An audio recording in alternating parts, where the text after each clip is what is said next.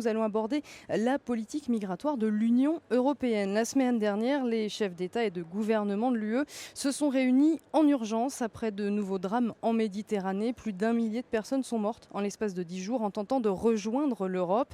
Cette question a donc été ajoutée à l'ordre du jour de cette session plénière ici à Strasbourg, avec un débat prioritaire prévu demain matin. Et pour en parler, j'ai le plaisir d'accueillir sur notre plateau notre invitée Christine Revaud-Dallon. Bonnefoy, bonjour. Bonjour. Vous êtes députée européenne, vous siégez avec les socialistes et démocrates et au Parlement, vous êtes membre de la commission transport et tourisme et suppléante pour la commission des libertés civiles, justice et affaires intérieures. C'est complet. Oui. Christine Revaud-Dallon, Bonnefoy, diriez-vous, comme Philippe Lamberts, le coprésident du groupe des Verts au Parlement, en conférence de presse ce matin, que le Conseil européen, les 28 chefs d'État et de gouvernement se sont réunis en urgence pour avoir l'air de faire quelque chose ?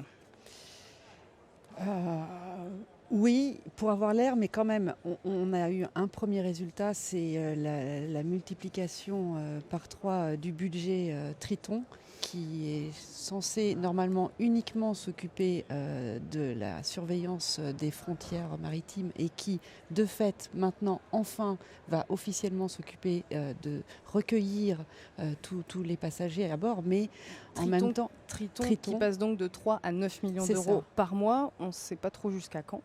On ne sait pas jusqu'à quand, mais c'est surtout la difficulté, c'est que ce n'est pas uniquement ce type d'opération qu'il faut faire, mais c'est faire en sorte que les passagers, et c'est Bernard Cazeneuve qui l'a dit très justement à Paris la semaine dernière, il faut qu'on puisse accompagner ces réfugiés et pas les laisser prendre des bateaux qui ont aucune sécurité pour leur propre vie. Et ça, c'est pas dans Triton. Donc Triton et l'augmentation du budget par 3, c'est un premier acte, mais ça va être certainement pas suffisant. Et il y a un certain nombre de points sur lesquels il faut avancer. C'est la raison pour laquelle on a travaillé sur une résolution on va en parler, qui vient juste d'arriver dans les boîtes mail des députés européens et qui est un premier pas, mais comme je viens de le dire, une résolution. Ce qu'on comprend, c'est que le bilan que vous faites de ce Conseil européen, c'est que ce n'est pas suffisant. Néanmoins, la question du budget multiplié par 3, donc de Triton, c'est une bonne chose. Oui, après il faut voir mais qui finance. On a beaucoup appuyé sur les questions de surveillance, peut-être pas suffisamment sur le sauvetage, si. On est d'accord. Et en réalité, Frontex, qui est en charge de... Qui est l'agence européenne en charge de Triton. Elle est en charge de la sécurité. Son mandat premier, c'est celui-ci. Et maintenant, il va avoir officiellement aussi en charge la prise en charge des réfugiés, ce qui n'était pas son mandat premier, parce que Frontex n'était pas censé faire ça. Ce qui est une très bonne chose, mais dans ce cas, il faudrait davantage de moyens, davantage de bateaux et aussi d'autres types de personnel qui pourraient intervenir. Ce n'est pas des policiers dont on a besoin, c'est vraiment des personnes qui vont accueillir, prendre en charge et faire tout le suivi de ces réfugiés. Donc un axe un peu plus humanitaire déjà. Exactement. Vous évoquez ensuite la question des trafiquants, s'en prendre aux trafiquants qui font passer ces migrants dans des conditions déplorables, on les connaît. C'est cette question-là aussi qui était importante selon vous ? Cette question-là a été importante et il y en a une autre qui est aussi fondamentale, c'est s'assurer que avant que ces personnes prennent la mer avec ces bateaux, donc s'attaquer et contrer ces trafiquants et donc mettre un autre type d'arrivée des réfugiés, que ce soit vers l'Europe ou vers le monde entier. On a, et je suis très contente que Federica Mogherini soit allée avec Ban Ki-moon... la chef de la diplomatie européenne. Voilà, pour qu'il y ait une vraie prise en compte mondiale, parce que ça concerne l'humanité tout entière, cette question, et l'accueil, même si c'est normal, les frontières méditerranéennes font qu'on est le premier continent qui pouvons les accueillir, il faut que ce soit pris en charge de façon globale, mais il faut qu'on ait aussi une prise en charge via des visas humanitaires qui seraient proposés sur place, sur ces pays, donc avant de traverser, de prendre la mer. Donc depuis, par exemple, la Syrie, la Libye, l'Érythrée, puisque ça c'est plus en amont. Est-ce que c'est possible, ça ? Et les pays voisinants. Eh ben, il faut travailler là-dessus. Ça fait des mois qu'on en parle. Monsieur Avramopoulos, quand il était encore à l'époque que candidat pour être commissaire, commençait à en parler déjà. Donc c'est une idée qui a fait son chemin. Mais là, maintenant, il faut qu'on passe des idées aux réalisations. Et c'est possible. En Égypte notamment, on peut mettre en place ce type de visa humanitaire qui permettrait après d'avoir pas uniquement la voie des bateaux pour venir en Europe ou ailleurs, mais on peut utiliser les avions comme on le faisait autrefois quand il y avait des réfugiés. Ils ne venaient pas seulement par la mer. On a l'impression de revenir vraiment 100, 200 ans en arrière. Donc une réflexion plus globale, c'est ce à quoi vous Oui, vous et appelez. plus humaine. Et puis, considérer que la question de l'immigration légale est réellement posée. Et ça ne doit pas être un tabou. Alors, Voilà. c'est pas un tabou, par contre, c'est un sujet de débat assez vigoureux, on va C'est dire pour ça qu'on ne la trouvera pas dans la résolution commune. Eh bien voilà, justement, le Parlement européen, donc les différents groupes, depuis hier, je crois, se discutent, négocient Oui. sur cette question de produire une résolution commune. Première chose, c'est ce que vous avez défendu du côté des socialistes ici au Parlement européen, socialistes français. L'idée, c'était d'arriver groupés.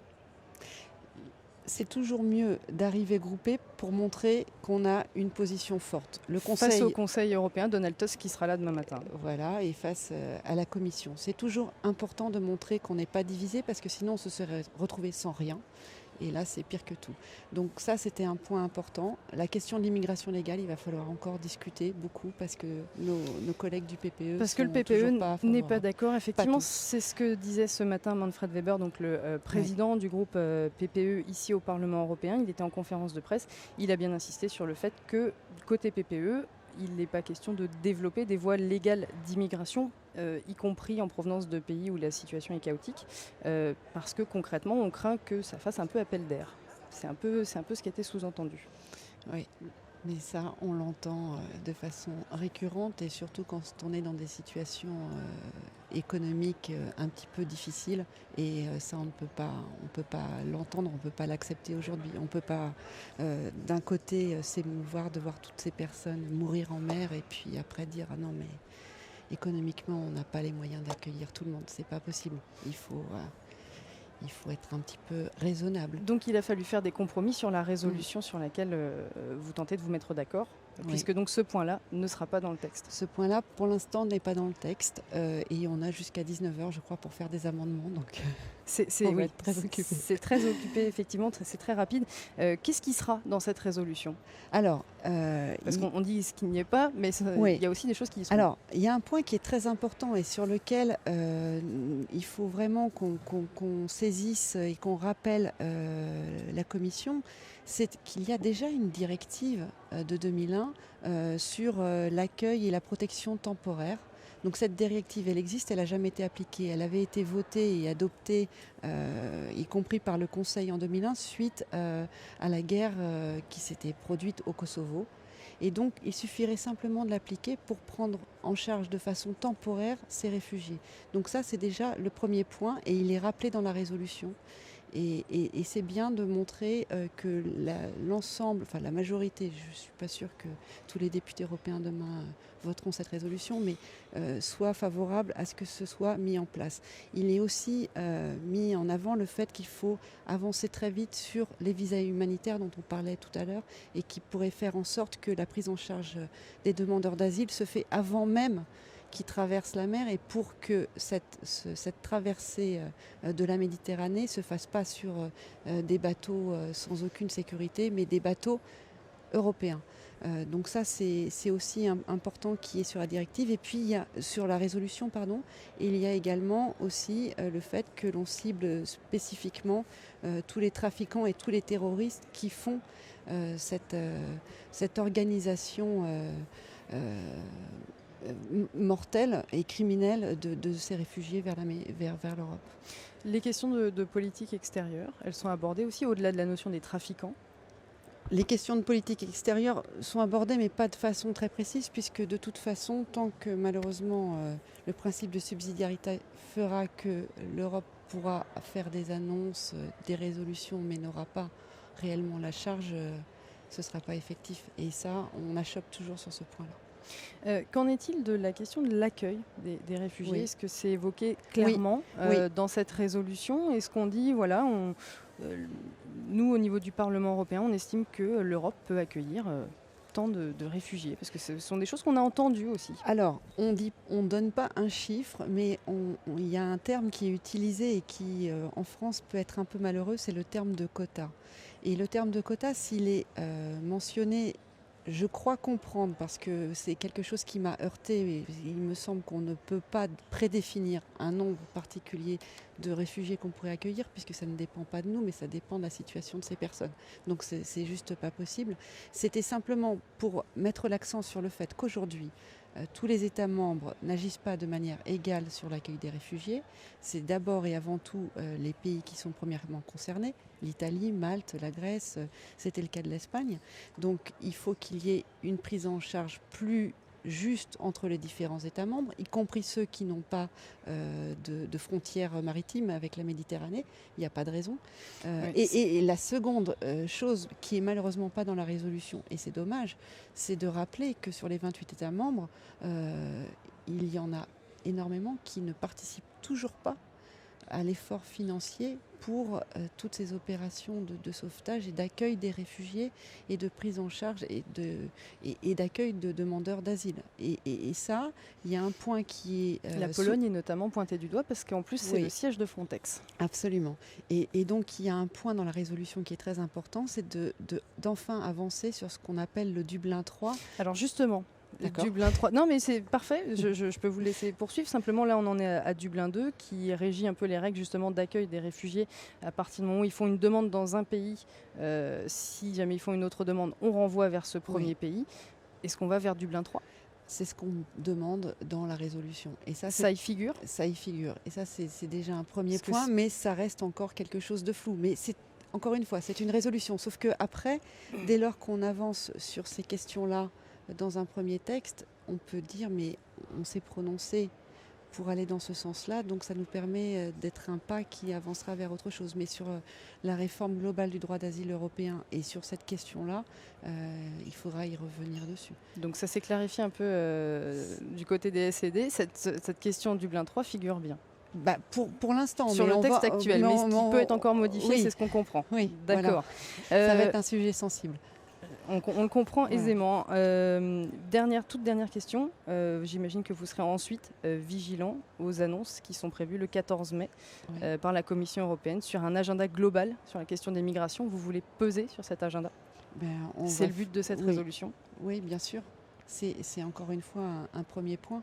Et peser, c'est aussi regarder les moyens qui sont mis et le calendrier qui va être proposé. Sur la question des visas humanitaires, maintenant, on ne peut plus entendre simplement des déclarations. Il faut qu'on nous indique quand, comment et auprès de quel pays, de quelle instance, et faire attention à la question d'externalisation de l'organisation de la proposition sur ces visas. Est-ce que ce sera des consulats, des ambassades ? Est-ce que ce sera des entreprises privées ? Et si oui, qui, comment sont-elles financées ? Enfin, il faut faire attention quand même. Derrière les intentions, aux actes. On comprend que vous serez effectivement très vigilant à la précision des propositions de la Commission européenne.